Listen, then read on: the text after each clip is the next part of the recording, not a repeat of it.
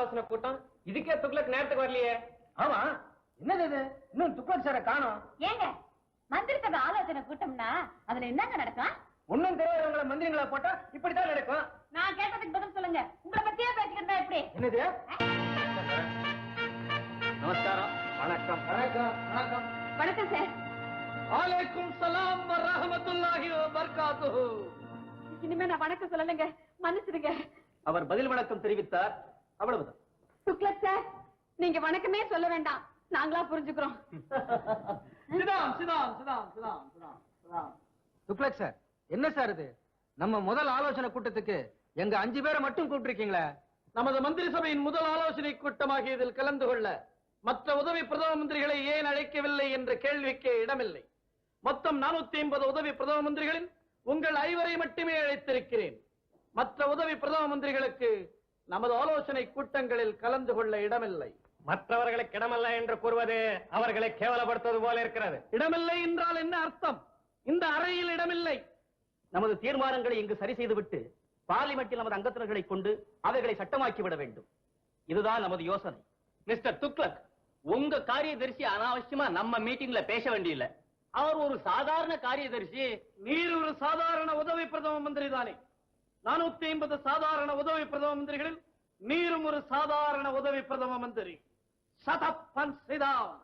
இது எங்க எல்லோரையுமே கேவலப்படுத்துவது போல இருக்கிறது. கேவலப்படுத்துவதற்காகத்தான் சொன்னேன். This is an insult. It was meant to be an insult. நாங்கள் ஏகாதிபத்திய பரம்பரையை சார்ந்தவர்கள் என்பதை நன்கு காட்டுகிறீர்கள். நமது கூட்டணியில் பிளவு ஏற்படும், ஜாகிரதை. எப்படி ஏற்படும் பிளவு? என் இஷ்டப்படிதான் எல்லாம் நடக்கும். அதற்கு உடன்பட்டோர் உதவி பிரதம மந்திரிகள், உடன்படாதோர். நாங்க ஒண்ணும் அப்படி சொல்லிங்களே. என்னங்க நீங்க? எல்லாம் உங்க விருப்பப்படிதான் நடக்கும். நடுநடுல எங்க அபிப்பிராயத்தை சொல்லலாம் இல்லையா? நான் கேட்கும் போது மட்டும் உங்கள் அபிப்பிராயங்களை கூறலாம். அது போதும். நீங்கள் கேட்கும் போதெல்லாம் எங்கள் அபிப்பிராயத்தை நாங்கள் கூறுகிறோம். நான் கேட்க மாட்டேன். நானும் சொல்ல மாட்டேன். என்னங்க இது? எங்க அபிப்பிராயத்தை கேட்கறதா எப்படி? நாங்கெல்லாம் பார்லிமெண்ட் மெம்பர்ஸ் இல்லையா?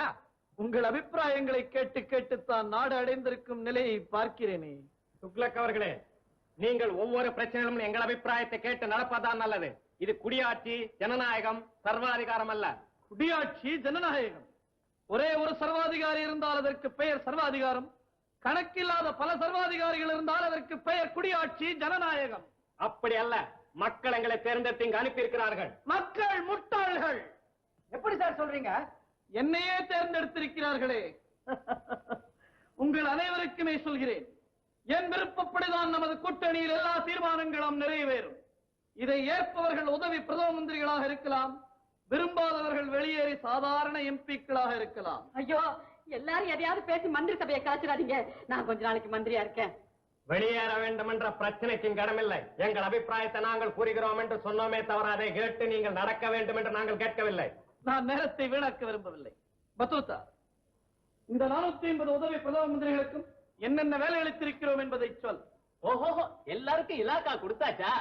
சொல்லவே இல்லையே. நான் என்ன நிதி மந்திரியா? நீங்கள் எல்லோருமே நிதி மந்திரிகள் தானே? என்ன சொல்றது நீங்க? நிதி திரட்டத்தானே மந்திரிகளாக வந்திருக்கிறீர்கள். சார், ரொம்ப கீழ்த்தரமா பேசுகள். ஆமா, கீழ்த்தரம். கீழ்த்தரமாகத்தான் பேசுவேன். என்ன செய்வேன்? இதோ 450 ராஜினாமா கடிதங்களின் மேஜை மீது தயாராக இருக்கின்றன. போடுங்கள் கையெழுத்து. ஐயோ, நான் போட மாட்டேன். உங்களில் யாருக்கு இருக்கிறது துணிவு? பதவியை திறக்க உங்களில் யாருக்கு துணிவு இருக்கிறது? இன்று சொல்கிறேன், இந்த 450 ராஜினாமா கடிதங்களும் என் மேஜை மீது கையெழுத்திடப்படாமலே தான் இருக்கப் போகின்றன. நீங்க ஏன் சார் அவர் கோலத்தை கலறீங்க? துக்ளக் சார், நீங்களே சொல்லுங்க, எங்களுக்கு எல்லாம் என்னென்ன இலாக்கா கொடுத்திருக்கீங்க?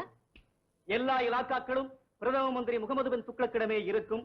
மற்ற 450 உதவி பிரதமர்களும் இலாக்கா இல்லாத மந்திரிகள். என்ன இலாக்கா இல்லாத மந்திரிகளா? உங்களில் யாருக்கும் எந்த விதமான வேலையும் கிடையாது. பின்ன ஒரு வேலையும் இல்லாம சும்மாவா இருக்கணும்? வேலை இருந்தால் மட்டும் எப்படி இருக்க போகிறீர்? அப்ப மந்திரிங்கிற முறையில நாங்க என்னதான் செய்யறது? அடிக்கடி ஏதாவது திறப்பு விழாக்களுக்கு போய் வாருங்கள். இலாக்காக்கள் பிரிக்கப்பட்டு விட்டன. பத்தூத்தா, அடுத்து என்ன?